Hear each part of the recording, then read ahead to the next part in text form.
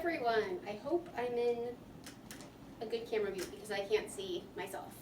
So one of you asked me some tips and tricks for non-weight bearing on crutches. Jasper is wagging his tail. Come here, Bubba. Come here, Bubba. He's being so sweet. Hi, buddy. I'm pretty exhausted today. I'm in a lot of foot discomfort. And last night the rodents were back again. So I haven't mentioned this, but there was all this time that I've had a broken foot and haven't been able to work. There was this huge storm in New York. It was about 5 weeks ago. You guys might have heard about it. It was about, I think they called it like a mini cyclone storm, where the winds were as strong as a tornado. It cut off our power, knocked down tons of trees. It missed my house, the barn, other employees' houses by mere inches to feet. I was without power for 24 hours before they could hook up my generator because I can't hook it up myself. Then I was on the generator power for 48 hours, but the funny thing with the generator is that it didn't actually power anything I needed. It powered, it might have done the washer and the dryer, which was the weirdest thing. It might have done like the washer, the dryer, one of the fridges, because it's like a duplex, it's a split unit, and then the bathroom light switches. But none of the appliances, like no stove, no microwave, no oven. The fridge over here didn't work. And I had to try to, that was right after my foot broke, so I couldn't be moving stuff from the fridge to the other fridge. Anyway, so that happened, which then led to a rodent issue because one of the vents was completely rusted, and when you poked it, it literally disintegrated. The handyman then came, looked at it, finished disintegrating it and pulling it, and I said, well, can you fix it? I drove 3 hours round trip to get the correct vent because he told me he could do it the next day. He did not. He waited another 5 days to 7 days, so then I had a hole from the outside of the house, from under the house, coming into my house, which then led to me catching a mouse and a rat, which was disgusting. You can't sleep, by the way, when that's going on. It's very... Anyway, so then they chewed through my wires, which led to a week to 10 day issue of me not having power, again, in my bedroom and the laundry room, so the traps didn't work. That took about a week and a half to fix again, and I thought we had done everything. I thought everything was good. This was about maybe 2 weeks, droppings 2 nights ago. So it's been a day. Anyway, so some tips and tricks when you're non-weight bearing. I'm not quite sure what to go over here, so let's pretend I can put weight on it now, but let's pretend I couldn't, and I have my boot on. So there's stairs coming into my house. My suggestion for stairs is to lean forward, very heavy on your crutches, full body weight. You can see my weight going down onto them because you do not want to fall. So I'm not going to take you outside to show you on the stairs because it's raining and crutches are dangerous in the rain.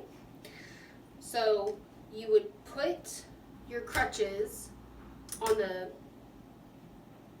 so if you're on the ground, you put them on the ground and then you lift up.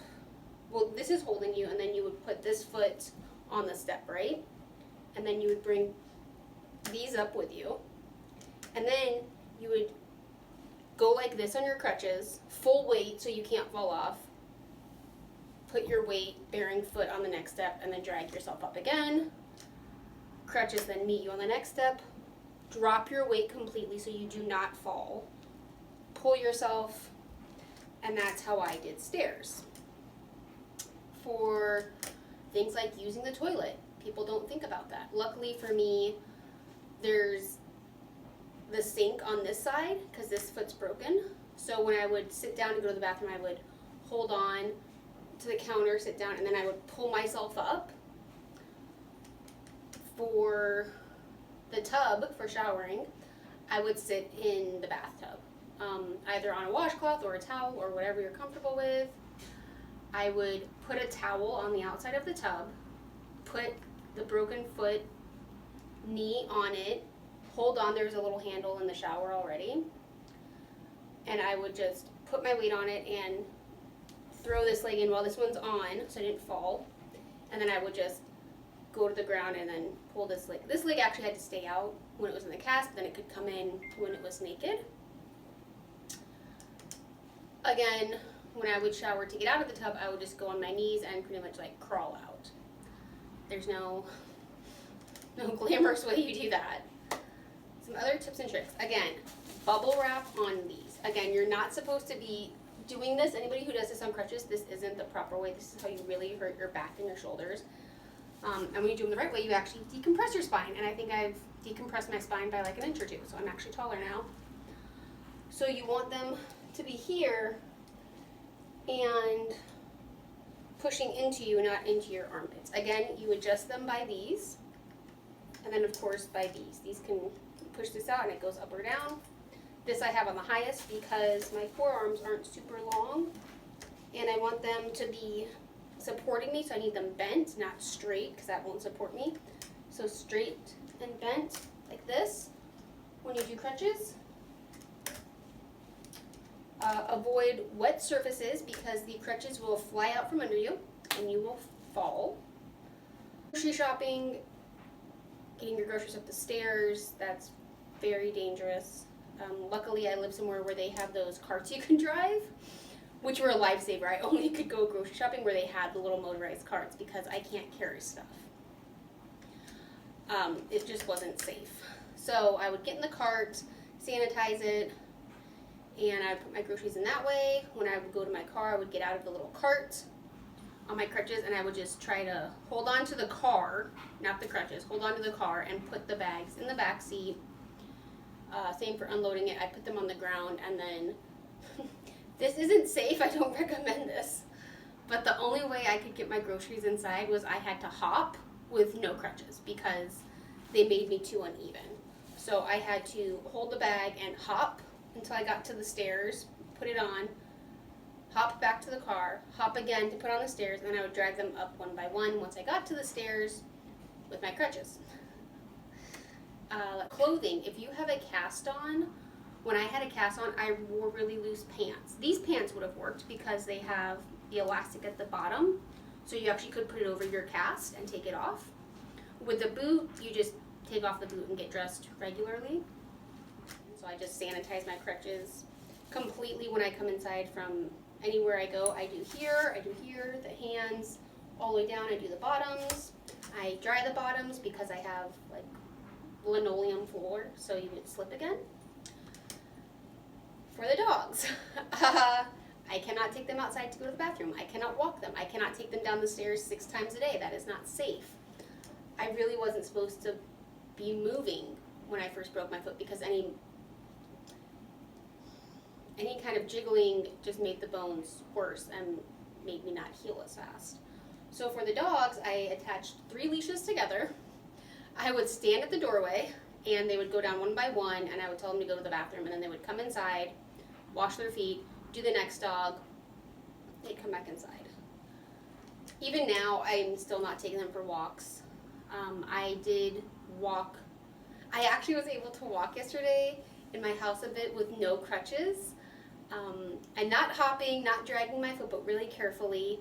However, when you do this physical therapy, my foot really hurts today and is that purple red again.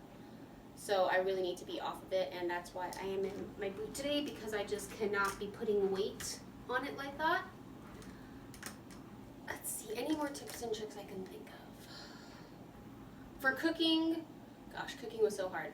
A lifesaver was I actually have a rolly chair that was here when I moved in, so I put it in the kitchen on the linoleum, and I could roll around on that. I put this knee on it, and I would roll around and hop on this one. That was good for cooking. For carrying your laundry, again, that's just, I got really good at being able to roll toilet paper for blowing my nose. Let's see, if I had toilet paper and this watch, carrying 2 things I couldn't do for a long time because it hurt too much in here. But if they're small, you can actually kind of do this, but then you do put your weight in here again because you don't want to trust and have your hands go out. I almost dislocated my shoulder when I fell the other week. I was falling twice a week for the first 7 weeks. So I've had bruises all over my body. So for this, you could go like this. If you really want to carry something. Another lifesaver for me was get a drawstring backpack. Mine broke. Pretty soon after I broke my foot. But you put your backpack on, and then whatever you go to room, whatever you want to take with you, just put in your backpack, put it on, and move around so you're not doing more trips than necessary. Carrying my coffee into my room was very tricky because I can also, I taught myself, so we're pretending I'm non-weight bearing, right? But you can put your toe, like I'm not putting pressure on my toe, I'm resting it here, and it's not actually on my foot, it's on the plastic. So I was able to hold one crutch and hold something in here and go like this to carry things. Again, I don't recommend it, but I had to do it because I have my dogs for roommates, and I had to keep cleaning and doing laundry and go grocery shopping and get their dog food and, you know, shower and do everything you need to do. Go put gas in my car. So if there's any other questions you guys have, just post them and I'll just try to respond to them.